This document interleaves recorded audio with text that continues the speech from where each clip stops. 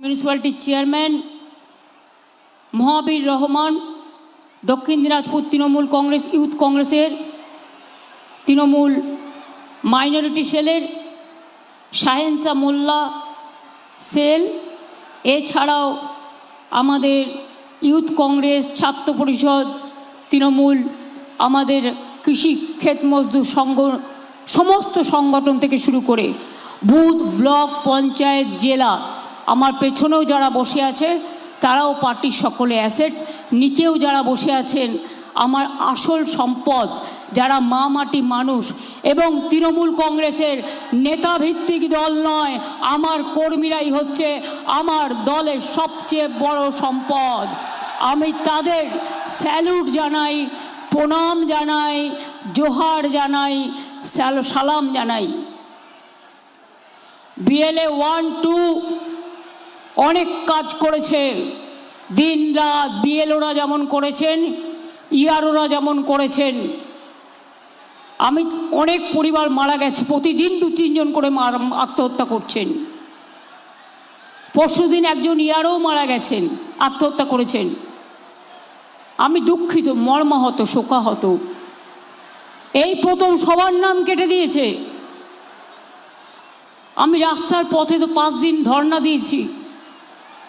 আমি দিল্লিতে সুপ্রিম কোর্টে ছুটে গিয়েছিলাম। কেন জানেন? আমি ছুটে গিয়েছিলাম একটাই কারণে,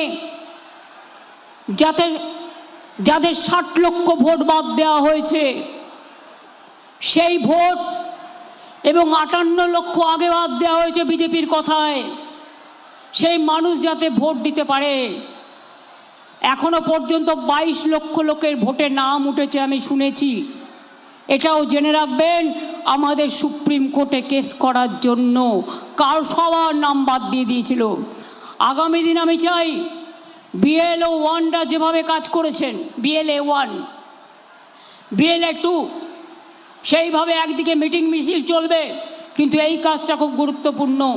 যার যার নাম কেটেছে ইমিডিয়েট তার ফর্ম ফিল আপ করে অ্যাডজুডিকেশনে যারা আছে, যাদের নাম বাদ দিয়েছে তাদের নামগুলো আপনারা অনলাইনেও অ্যাপিল করতে পারেন ট্রিব্যুনালের কাছে, আপনারা মেলেও করতে পারেন, আপনারা দলের কাছেও দিতে পারেন।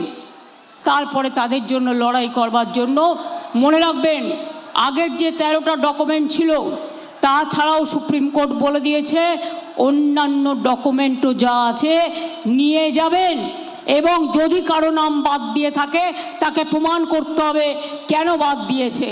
এই কাজটা দয়া করে প্রত্যেকে, যার নাম নেই, আত্মহননের পথ বেছে না নিয়ে মনে রাখবেন, অধিকার রক্ষার লড়াইয়ে আপনার ভোটাধিকার আপনাকে ছিনিয়ে আনতে হবে। এটা আপনার সাংবিধানিক অধিকার, এটা আপনার বাঁচার অধিকার।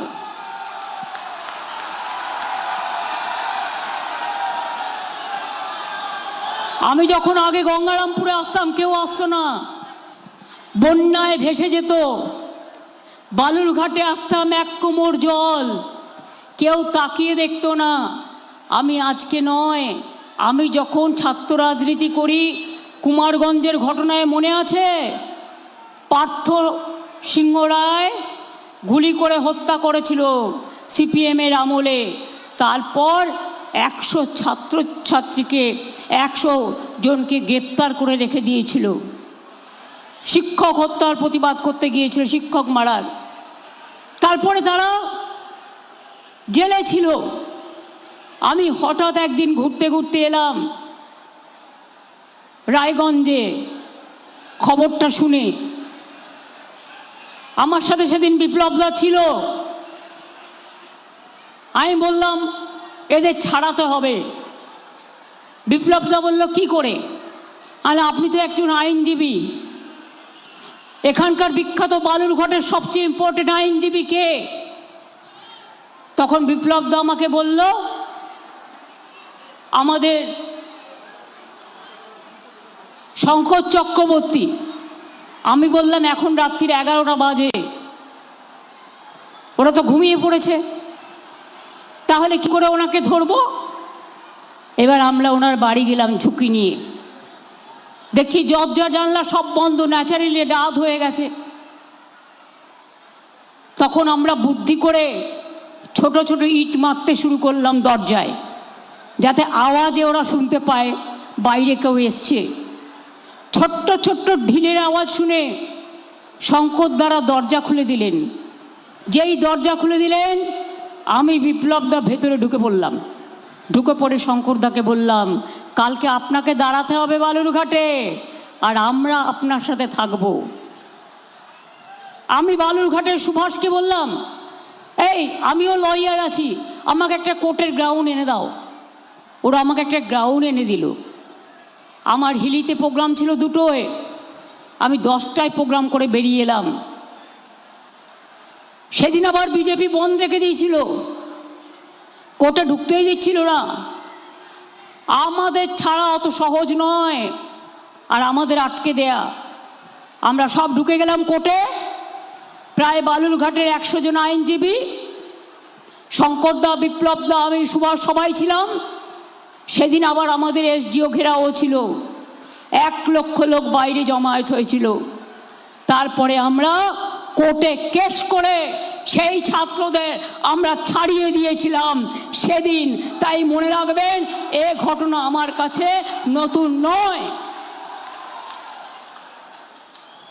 বালুরঘাট আমি বারবার এসছি, গঙ্গারামপুর এসছি, বুনিয়াদপুর এসছি।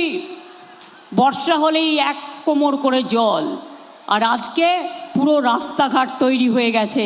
আজকে কিন্তু আর এই জলটা জমে না। কি মা বোনেরা, আমি ঠিক বলছি কি ভুল বলছি? আপনাদের দীর্ঘদিনের দাবি পড়েছিল 1 লাখি বালুরঘাট, কে করে দিয়েছিল? আমি যখন রেল মিনিস্টার ছিলাম, ওই প্রজেক্টটা আমি চালু করে টেনে গিয়েছিলাম।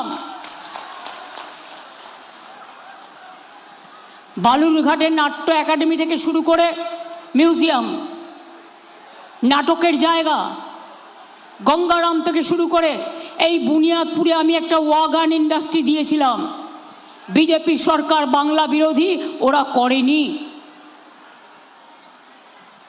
কুমারগঞ্জ থেকে শুরু করে, বুনিয়াদপুর থেকে শুরু করে, হরিরামপুর থেকে শুরু করে, কুশমন্ডি থেকে শুরু করে আমি সব জায়গায় গেছি। আমার কাছে নতুন কিছু নয়।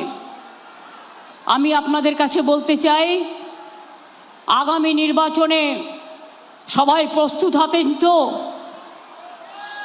শুনুন, আমার কাছে একটা খবর এসছে, অনেক এলাকায় বিজেপির এজেন্সি থেকে গিয়ে বলছে আমরা ব্যাংকের থেকে এসছি, আপনারা আপনাদের অ্যাকাউন্ট নাম্বারটা দিন, আমরা টাকা দেব। এবার 500 টাকা ঢোকাবে আর আপনার ব্যাংকের অ্যাকাউন্টে যা আছে সবটা নিয়ে নেবে। ভুলেও কেউ ব্যাংক অ্যাকাউন্ট কাউকে দেবেন না, বুঝলেন? কিছু মাথায় ঢুকেছে? এসব বিজেপির খেলা চক্রান্ত। লোকসভায় তো মাত্র 3000 ভোটে আমরা হেরেছি। আপনারা চেষ্টা করেছিলেন, বিজেপি জিতেছে। কি করেছে? এমনকি বালুরঘাট থেকে একজন ভদ্রলোক ছিলেন, তাকেও বাদ দিয়ে দিয়েছে, টিকিট দেয়নি। এরা ভদ্রলোক চায় না, এরা ভালো লোক চায় না। বুনিয়াদপুর বালুরঘাটে কি হয়েছে আপনারা সবাই জানেন, কিছু বাকি নেই, আমি নতুন করে বলতে চাই না। কারণ এখানেও মিউনিসিপ্যালিটি থেকে শুরু করে, গঙ্গারামপুর থেকে শুরু করে, মিউনিসিপ্যালিটি থেকে শুরু করে, বুনিয়াদপুর মিউনিসিপ্যালিটি থেকে শুরু করে, কলেজ থেকে শুরু করে, হরিরামপুর বংশহারিতে IITI থেকে শুরু করে, SNCU, ওয়েটিং হাট সব করা হয়েছে, রাস্তা করা হয়েছে।